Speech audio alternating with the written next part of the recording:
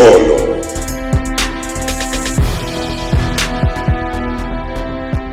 Yo, salut à tous et bienvenue dans ce solo qui va être aujourd'hui consacré à No Time to Die, le dernier James Bond en date et le dernier James Bond avec Daniel Craig. Alors on va faire un petit retour mais très rapide parce que j'ai énormément de choses à dire sur le film, donc on va accélérer. Jamais été très fan des Bond, de la saga James Bond. Mes premiers visionnages ça remonte à super longtemps quand j'étais petit. Du coup j'ai vu quelques films avec Sean Connery, j'ai vu du Roger Moore, j'ai pas vu les Timothy Dalton, j'ai pas vu celui avec George Lazenby et les Brosnan, j'ai vu GoldenEye, j'ai vu celui avec Terry Hatcher là, je me souviens même plus du titre. J'ai pas vu celui avec Denise Richards et tout là machin, c'était trop abusé pour moi, ça me plaisait pas. Bref, pas jamais été très fan de l'univers de James Bond. Et puis arrive Casino Royale, et alors là, fini le Bond qui se prend une explosion dans la tronche et qui est toujours bien coiffé. On a dans l'intro, dans les 5 minutes, James qui est couvert de boue, qui a des plaies sur la tronche de sang, machin, hein, et il passe à travers des murs et il s'en prend plein la tronche pendant tout le film, et il finit en sang à la moitié de ses missions. Donc voilà, ça me plaisait plus déjà. On avait un héros vraiment un peu plus bourrin, moins le côté flegme à l'anglaise et plus un peu plus vénère. On sentait l'héritage des films style Matrix ou Jason Bourne où les mecs ont taffé leur corps pour le rôle et où ils sont un peu plus physiques, quoi. Quand je vois Daniel Craig démonter un mec à main nue, c'est déjà plus crédible que quand je voyais Pierce Brosnan le faire. Voilà. Et donc Casino Royale, ça a été une grosse claque pour moi alors que j'aimais pas du tout la franchise. J'ai été très déçu du coup de Quantum of Solace, donc j'ai aucun souvenir, vraiment aucun souvenir. Peut-être Gemma Atherton. J'ai enquillé ensuite sur Skyfall, et alors là, Skyfall, mais ce film je l'aime. Visuellement il est fou, il y a des plans magnifiques, l'histoire elle est vraiment prenante, il y a vraiment ce lien oedipien entre James et M, et puis de la voir enfin sur le terrain, c'était fou, quoi. Et puis le personnage de Silva était vraiment intéressant, pas si manichéen que ça, et non, j'avais vraiment aimé. Et Spectre, la douche froide. Après Skyfall, ça a été vraiment une douche froide. Le film était inintéressant, c'était nul, il s'est passé rien dans le film. Il y avait des setups qui avaient jamais de payoff. Genre l'autre avec ses pouces là qui crève les yeux, Drax là, je crois qu'il s'appelle Drax en plus dans le film, ou alors je devais délire complètement, on s'en fout. James il se fait percer les tempes à la fin, on te dit ouais ça va t'enlever des fonctions, on lui fait le mec il cavale juste parce qu'il se prend un shot d'adrénaline, n'importe quoi. La romance avec Léa Seydoux elle est naze, il n'y a aucune alchimie entre eux et en plus elle jouait mal dans ce film.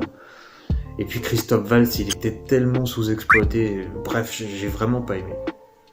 Du coup, No Time to Die, j'avais vu que Léa Seydoux refaisait son retour et qu'elle était apparemment importante à l'intrigue. Bon, Ana de Armas qui rejoignait le casting, je déteste cette actrice. Elle serait moche, elle aurait jamais eu de rôle. Elle joue pas bien, je trouve. Elle est pas convaincante une seconde. Et puis elle a définitivement fini de m'énerver quand il me semble que c'est pour Blade Runner 2049, on lui a demandé de se couper les cheveux et elle a dit ah non moi j'accepte tout, je veux bien être nue dans un film mais on touche pas à mes cheveux. There are two things that I want to talk to you about. First, there's nudity in the movie. Second, I might need you to darker, put your hair darker and cut it. Mm-hmm. I said, okay, can we talk about the hair? Because I'm not okay with, can we get a wig? And he's like, are we discussing the hair instead of what's going on like, here? this is fine, just don't touch this. I'm okay with getting naked, I'll but get what naked about my right hair? now, but this? Yeah. Connasse. Il y avait Rémi Malek aussi qui incarnait le grand méchant du film, alors bon... Ouais, pourquoi pas. Pour moi, il avait pas la carrure d'un grand méchant de James Bond. Surtout passé après Christophe Waltz. Même s'il était sous-exploité, il avait quand même cette aura, quoi. Donc, après Monsieur le Chiffre aussi de Casino Royale et puis Silva de Skyfall. Même Mathieu Amalric dans Quantum of Solace, même si j'aime pas le film, il avait une prestance quand même. Et alors là, Rami Malek, on va voir ce qu'il donne. Donc, du coup, j'ai une théorie sur les Bonds, c'est-à-dire que Casino Royale, je l'ai trouvé bien. Quantum of Solace, c'était nul. Skyfall, c'était un truc de fou. Spectre, c'était l'abysse de la nullité. Donc, si on suit la suite logique, No Time to Die, il devrait être mortel. Ou du moins bien. Et alors, qu'est-ce que ça donne du coup ? J'ai aimé le film. On reste sur la suite logique, les gars. J'ai aimé le film. Et j'ai un petit reproche sur la fin. On va y revenir. Alors déjà, on va commencer... le film commence par une putain de scène d'action. Elle est très bien rythmée, très bien filmée. Tout est clair. James Bond, il a la classe. De toute façon, c'est Daniel Craig, quoi. Dès qu'il a son costard gris, il a la classe de ouf. Bref. Très bien filmé, très bien monté. On enchaîne sur le fameux générique des James Bond. Magnifique. Visuellement, je le trouve magnifique. Il y a tout un délire dans le film, plus loin, pas tout de suite, mais plus loin, qui est en rapport avec l'ADN. Et là, on a des images, on a des myriades de pistolets qui font les contours des branches d'ADN. Et en fait, ils se mettent à tirer et ça relie les brins d'ADN en fait, et ça forme visuellement des brins d'ADN complets. Et j'ai trouvé ça magnifique. Moins après, parce que toutes les balles tirées, ça simule en fait les visages des personnages. Et je trouve qu'à partir de ce moment-là, il n'y a plus aucun effort. Ça fait ça pendant 2 minutes. Ça te montre tous les persos du film, on s'en fout, on va les voir. Donc voilà. Mais tout ce qui est avant, c'était vachement beau et bien accompagné par la musique de Billie Eilish. Alors, je suis pas super fan de la chanteuse, mais je trouve que sa voix passait bien. Elle a une voix assez cristalline quand elle monte dans les aigus. Et je trouve que ça collait vraiment bien avec l'ambiance du film général. Surtout en l'ayant vu maintenant, je me dis non, c'était vraiment un très bon choix, en tout cas. Moi j'ai bien aimé. Voilà. Alors, ce qui est intéressant dans ce film, ça va être la mise en scène. Je vais vous mettre le nom du réal là, parce que je l'ai plus. C'est plus Sam Mendes. C'est Cory machin Fukushibara, je sais pas quoi, je vais vous le mettre là, ce sera plus simple. Il a pas fait grand chose à part de la série télé, de la série Netflix, je crois. Et franchement, il s'en sort vraiment plutôt bien. Pour le dernier chapitre du Bond de Craig, franchement, ça passe plutôt bien. On a évidemment le tout premier plan du film, ça va être vous savez, le rond qui passe de droite à gauche, hop, et puis sur fond noir, le rond blanc, et il y a Daniel Craig qui rentre dans le cadre et bam, il tire vers la caméra. Ça enchaîne sur le début du film, évidemment. Et en fait, ce qui est drôle, c'est qu'il va y avoir une récurrence du symbole, soit du rond, soit du tunnel, pour symboliser la fin de l'ère Craig, en fait, tout simplement. Il y a une grosse trappe à la fin qui est symbolisée par c'est une grosse trappe circulaire, en fait, qui va s'ouvrir en deux, mais ça fait un cercle. On va avoir dans la fin du film, on va avoir beaucoup de scènes qui se passent dans des tunnels, donc cylindriques, donc on a souvent cette image du cercle à l'image, et sans rien spoiler, le film s'ouvre sur le cercle avec Bond qui arrive et qui tire vers la caméra, et se termine sur le cercle du tunnel avec une voiture qui rentre dedans et fondue au noir. On nous montre clairement à l'image que voilà, c'est la fin d'une ère, la fin de l'ère de Daniel Craig. Pour renforcer ça, on a aussi énormément de couchers de soleil pendant le film. Vraiment, c'est une ère qui se termine, il va falloir passer à autre chose maintenant. Et voilà, je trouve qu'à l'image déjà, ça fait une image sublime parce qu'on a vraiment des couleurs dorées, orange, très chaudes, qui sont un peu, c'est un petit côté un peu doudou, un peu, on vous met bien avant la nuit. On est au chaud, on est en famille, mais bon, va falloir nous dire adieu quand même, voilà. Donc je trouvais que c'était plutôt sympa en termes de réal. Et comme d'habitude, on a des establishing shots, donc des plans qui montrent où on est aux 4 coins du globe, tout ça, qui sont magnifiques, qui sont très très larges, ça donne une dimension Vraiment, c'est un grandiose, quoi. Assez impressionnant à chaque fois. Et les éclairages sont encore une fois très très bien bossés. Bon, j'en ai vu plein, j'en ai pas retenu beaucoup, mais j'en ai vu plein dans le film. Je me suis dit, ah ouais, ça c'est top. Il y a un moment où Bond sort de l'eau, où il y a des flammes autour de lui. Il y a une teinte orange avec le noir de la nuit et de la mer autour de lui. Ça m'a rappelé un peu Skyfall à la fin. Ce contraste avec du noir profond avec les flammes. Quand Silva le poursuit M sur la glace. On a aussi une gamine à un moment qui est perdue dans des couloirs et on a vraiment le couloir qui est sombre et éclairé un peu de vert et une grosse lumière blanche qui sort d'un côté et elle se dirige vers la lumière. Ce plan en niveau composition et lumière, il est magnifique. Et en termes de mise en scène, on a vraiment des trucs super sympas. Par exemple, on a un commando qui braque un immeuble et en fait on va les suivre sur la descente de l'immeuble parce qu'ils descendent en rappel. Et en fait, la caméra va être complètement penchée pour les suivre. On va se retrouver derrière leur tête. La caméra va panoter en avant pour voir ce qu'ils voient eux. Donc en fait, on va voir à l'intérieur de l'immeuble, mais à l'envers. Et ça cut de l'autre côté de la vitre, toujours à l'envers. On voit les mecs descendre la tête en bas. Ils cassent la glace, ils rentrent. Et au moment où ils rentrent, la caméra se remet à l'endroit. Et je trouve ça cool, quoi. En termes dans les premières minutes du film, c'est plutôt sympa. Après le générique, c'est plutôt sympa. Il y a aussi une petite astuce de mise en scène que j'ai vachement aimé, c'est-à-dire qu'à un moment, il y a deux personnages qui vont discuter. Ils sont en champ contre champ, donc c'est-à-dire qu'ils sont pas du tout à l'image ensemble. On va voir, il y en a un qui parle ici et puis l'autre qui lui répond là.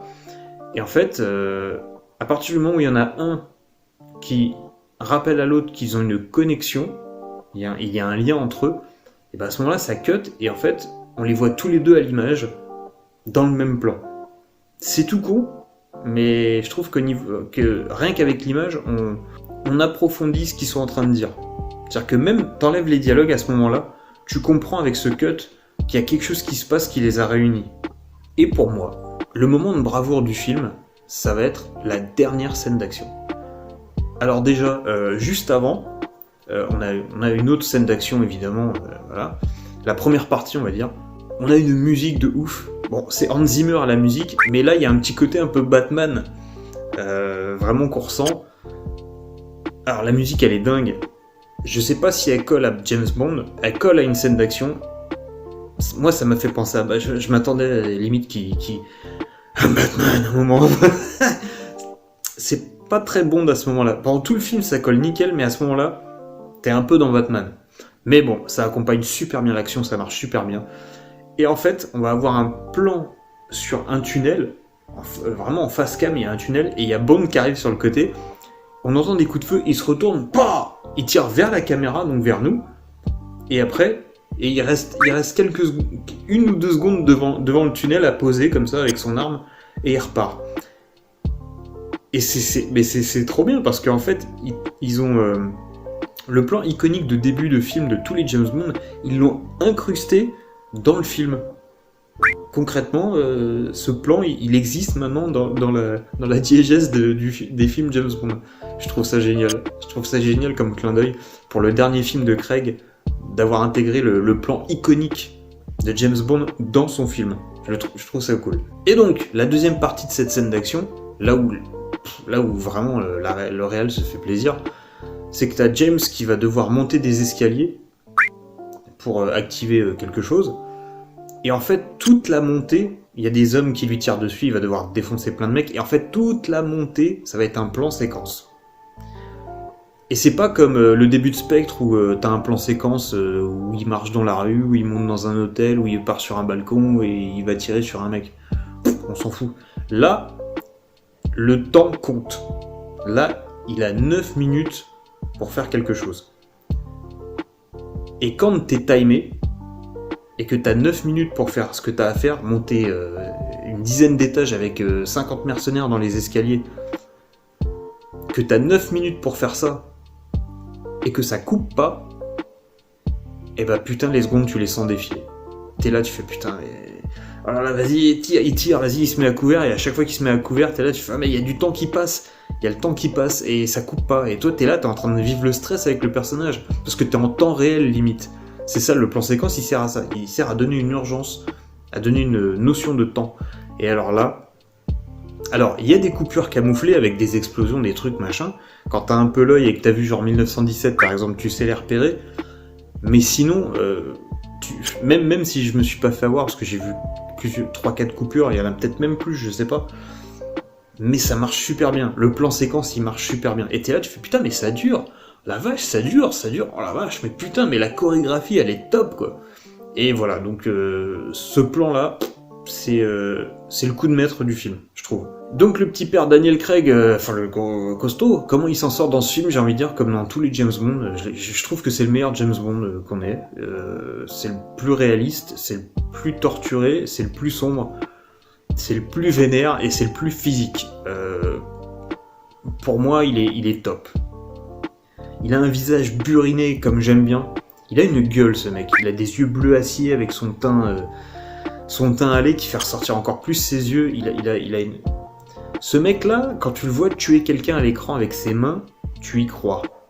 Il a... Je sais pas comment expliquer. Il a un visage de tueur, ce mec.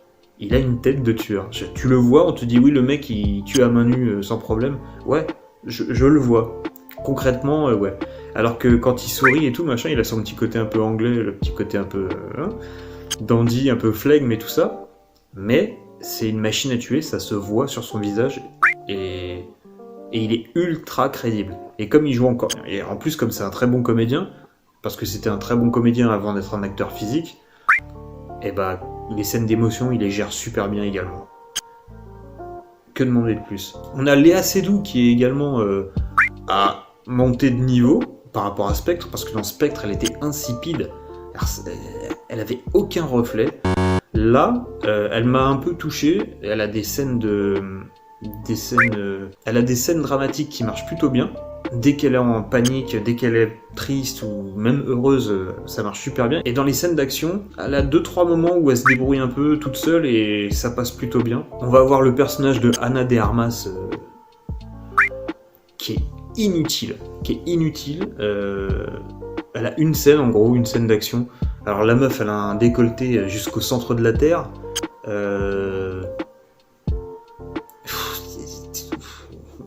va pas revenir là-dessus, ça m'énerve. Enfin, voilà, surtout que même au niveau personnalité, ce personnage n'a aucun sens. La meuf, c'est un agent qui travaille à la CIA, un agent de terrain en plus, donc elle a que 3 semaines d'expérience, mais on s'en fout. C'est un agent de terrain, la meuf, elle fait 23 kilos, et c'est une débile. Et quand elle est en train de se battre, c'est une machine à tuer. C'est-à-dire que la meuf, elle n'arrive pas à gérer son stress, elle est là, genre, oh, excusez-moi, je panique. Et dès qu'il faut se battre, c'est une machine à tuer. Ça marche pas. Ça marche pas dans un monde réaliste. La nouvelle 007, elle est ultra crédible. Parce que c'est pas la nana qui piaille, c'est une machine de guerre. Donc elle sait gérer son stress, elle sait gérer ses émotions. Il y a quelque chose qui l'énerve, elle va faire... Il m'énerve lui. C'est tout. C'est tout. Elle se gère. Elle est capable de... Voilà, elle contrôle ses émotions. En plus, elle a un gabarit qui fait que voilà, c'est une femme assez costaud. Quand on la voit gérer des mitrailleuses et tout ça, machin, avoir 2-3 armes sur elle, c'est pas Ana de Armas avec ses 23 kilos, ses côtes saillantes sur le côté, avec son dos tout maigre là. Non, moi quand je la vois tirer à un bras avec une mitraillette, j'y crois pas une seconde. Il y a aucun recul, il y a rien. Tu vois James Bond qui a des bras, ça fait 3 fois mes cuisses. Le mec il les tient à 2 mains, il tire, il a du recul. Elle avec son bras de poulet là, elle tire comme ça à une main. Normal. Bref. Et enfin Rami Malek. Je trouve qu'il a pas les épaules pour un méchant de Bond. Il joue bien, mais je trouve qu'il a pas les épaules. Il a pas cette aura sinistre ou inquiétante où tu ressens le danger. C'est pas à cause de lui que tu ressens le danger, c'est à cause de la technologie qu'il utilise. C'est ça le vrai danger, c'est pas lui en soi. Et la preuve, sa fin... Voilà quoi. Il a jamais représenté une menace pour Bond. Jamais. Jamais. Même par son intelligence, en fait, il aurait pas eu d'otage. Voilà quoi. Le chiffre, par exemple, dans Casino Royale, il a représenté une vraie menace au niveau intellect. Là, Même Silva dans Skyfall, il était très intelligent et on le sentait. Par contre, il savait se taper aussi. Il était fort au maniement des armes et tout ça. Et en plus, il était malin. Là, lui, non. Donc pour revenir à la technologie qu'il utilise, ça par contre c'est plutôt intéressant, c'est-à-dire que c'est un nanovirus. Une fois que tu es contaminé, si dans le programme central on montre les coordonnées de ta séquence ADN, tu meurs. Et donc c'est plutôt cool, mais moi j'ai déjà vu ça il y a 20 ans dans Metal Gear. Ouais, le virus Foxdie, c'est exactement la même menace que dans le premier Metal Gear qui est sorti en 99 sur PS1. Donc moi j'ai pas eu trop la surprise, je me suis dit ah ouais c'est un Foxdie quoi. Mais après ça reste une vraie menace tangible. Mais c'est dommage que bon j'ai pas eu la surprise. Je pense que les gens qui ont jamais vu ce concept dans le jeu de Metal Gear et qui vont le découvrir là, ils vont se dire ah ouais putain c'est un truc de ouf. Et c'est plutôt à propos par rapport à tout ce qui est IA et tout ça qui se développe de plus en plus. Mais bon voilà quoi. Originalité, on repassera. Alors, on va parler également de la polémique autour du film, c'est-à-dire remplacer Bond par une femme noire. Sérieusement les mecs, non mais qui y a cru 30 secondes? Qui a cru à ça 30 secondes? Même depuis les premiers trailers, les gens ils disent non mais c'est pas possible, ils peuvent pas remplacer Bond par une femme noire. Dès le trailer, ils nous le disent, Bond il est plus là depuis 5 ans, elle a repris son matricule. C'est pas James Bond qui change de sexe et d'ethnie. C'est un personnage, je sais plus comment elle s'appelle d'ailleurs, je me souviens plus. C'est ce personnage-là qui remplace James en tant que 007. Mais jamais jamais elle sera dans le prochain film et pas lui. C'est James Bond la franchise. Voilà, donc calmez-vous. Et en plus, la MGM a confirmé il y a quelques temps que les castings étaient ouverts pour le prochain Bond et qu'ils allaient bien caster un homme. Donc voilà. Donc rassurez-vous, James Bond ne sera pas une femme. Ne vous énervez pas pour ça. Il y a des choses plus graves dans l'inclusivité forcée que ça. Ça, c'est une tempête dans un verre d'eau, c'est rien. Un petit truc qui m'a fait tiquer pendant le film, c'est que c'est le syndrome Fast and Furious 8, je crois. L'EMP, enfin l'électromagnetic pulse, la charge électromagnétique, voilà. Bond, il a une montre, et en fait, quand il la déclenche, ça crée une surcharge électronique qui bousille tous les systèmes électroniques avoisinants. Donc en fait, il a sa montre, il l'utilise, il peut... donc c'est un truc, voilà, c'est un rayon autour de lui qui émet des ondes, qui défonce tout ce qui est électronique à 2 mètres de lui. Par contre, son kitcom, il peut toujours continuer à parler... donc voilà, je sais pas trop comment ça marche, mais voilà. C'est un peu comme dans Fast and Furious 8, quand Dom il a ça sur sa voiture. Pareil, il a son téléphone ou son oreillette et il parle avec ses potes. Vas-y, utilise l'UMP maintenant. Puc, il appuie. À 250 mètres, tous les systèmes électroniques marchent plus, mais son oreillette, son portable, son téléphone, nickel. La magie d'Hollywood, c'est génial. Et alors là, je vais spoiler la fin, je suis obligé. Je suis obligé parce que c'est important pour la saga, pour la franchise. Donc si vous n'avez pas eu le film, hein, déjà... Enfin, mais je comprends pas le fait de regarder une critique sans avoir vu le film, ça n'a aucun sens. Bref, je pars du principe que vous avez vu le film. Si vous l'avez pas vu, vous avez déjà eu le temps de vous barrer. Sinon, c'est que vous êtes un peu lent. Je suis désolé de vous le dire. Bref.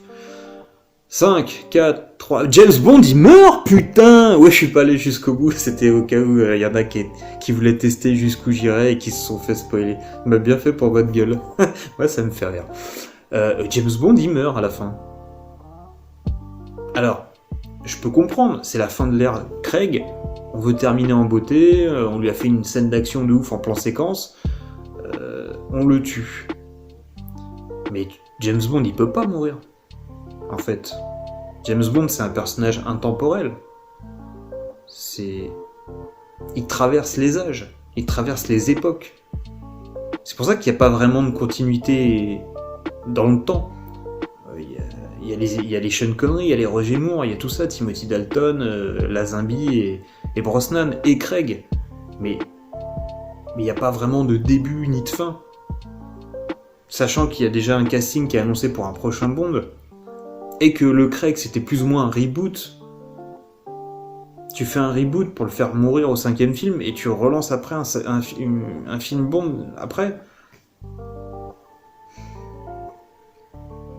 Le coup du reboot, ça me dérangeait pas parce que c'est vrai que c'était un peu kitsch, James Bond, c'était devenu un peu kitsch. Et le fait de faire un reboot, d'expliquer sa blessure à l'épaule dans Skyfall, d'expliquer son comportement avec les femmes avec à cause de Vesper dans Casino Royale, tout ça, je trouvais ça intéressant. Expliquer sa relation oedipienne avec M, tout ça, c'était vraiment intéressant. Parce que enfin, je m'attachais à ce personnage qui était juste pour moi un genre de Iron Man en fait. C'est le mec, il a tout, c'est la solution à tout. Donc impossible de m'y attacher. Les gens qui me reprochent ça avec Rey dans Star Wars, Iron Man c'est le même problème, j'y arrive pas parce que c'est la solution à tout. Et James Bond avant Craig, c'est la solution à tout, toujours avec le brushing nickel, impeccable. J'y arrivais pas. Là, le James Bond de Craig, il a des failles, c'est un personnage qui doute, c'est un personnage qui a un manque de confiance, et c'est un personnage qui a une relation très particulière avec la précédente M. Donc là, c'était plus intéressant, il y a vraiment des doutes, un côté apprentissage de Bond qui était intéressant à suivre. Donc là, il a fini son apprentissage, on est d'accord, parce qu'il a une famille, hein. Donc il a atteint un stade ultime, le père de famille.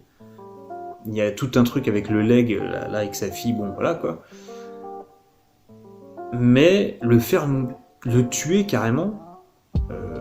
Alors en tant que film, ça marche bien. Dans le film, ça marche super bien. C'est émouvant à la fin et tout, ça marche bien. Mais dans la saga Bond, ça n'a aucun sens. Donc je sais pas, je suis en demi-teinte. Je comprends le symbole de tuer Bond pour la fin de l'ère Craig, mais c'est-à-dire que si tu pars dans cette logique, c'est vrai qu'il aurait fallu tuer Bond à chaque fin d'ère, et du coup en fait tu dis mais attends, mais il est mort, donc pourquoi il en faut un autre? Et c'est que des reboots, à chaque fois qu'il y a un changement d'acteur, c'est que des reboots? Bah non en fait. Donc je comprends pas. Donc on va finir là-dessus. Le film... Mais tu peux pas J'allais dire, le film en soi, il marche bien, mais tu peux pas, parce qu'en fait, t'as que des références à Casino Royale, à Skyfall, à tout ça. À Spectre, surtout à Spectre. Mais Spectre, il y a des références à tous les opus déjà, donc... tu peux pas le prendre en tant que film en soi. Il est inclus dans une saga, donc le tuer n'a aucun sens. Je suis désolé. Donc, ça aurait pu être un très bon film. À cause de cette fin, ça sera juste un bon film. Il est toujours meilleur que Quantum of Solace et bien meilleur que Spectre. Faudrait que je le revoie, mais il y a moyen qu'il soit quasiment au niveau... Non, j'allais dire quasiment au niveau de Casino Royale, non, parce qu'à cause de la fin. Mais c'est un très bon film. J'ai passé un super moment devant, sauf la fin, et sauf la scène avec Ana de Armas. Mais est-ce qu'il y a des longueurs à un moment, peut-être au milieu, un chouille, mais vraiment ça passe très très vite. Mais sinon j'étais bien dedans et je me suis bien amusé devant le film. Et encore une fois, au niveau réel, ça fait vraiment bien le taf et il y a des images, elles sont magnifiques. Voilà, donc on va terminer là-dessus. Et je vous laisse en vous reconseillant de voir Casino Royale, Skyfall et No Time to Die. Et de dire adieu comme il se doit à Bond, James Bond. Ciao.